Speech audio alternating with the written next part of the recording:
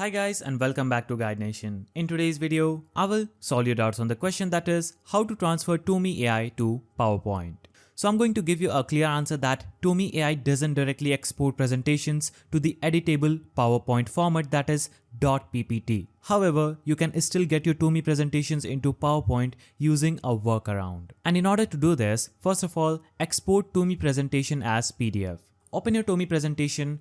Click on the three-dotted icon at the top right corner and click on Export to PDF. Now, if you have a TOME Pro plan subscription, you'll be able to export this presentation as PDF pretty easily. If you don't have that, purchase a subscription and export your TOME as PDF on your PC. And if you don't have that, click on Get TOME Pro, choose a plan, do the payment and export this presentation as PDF. Now after exporting this presentation as PDF, what you'll have to do is import the PDF into PowerPoint. So simply open PowerPoint on your PC. For example, I'm opening this presentation on PowerPoint.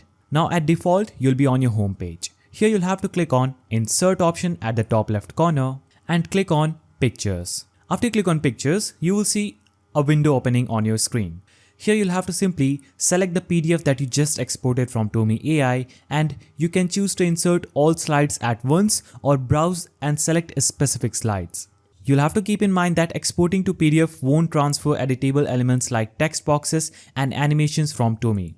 You'll essentially be inserting images into your PowerPoint slides. You might need to adjust the layout and formatting on the slides once they are into PowerPoint. So basically, you cannot transfer TOME AI to PowerPoint directly. That is the clear answer. But using this workaround, you can somehow copy and paste some elements from TOME AI to PowerPoint.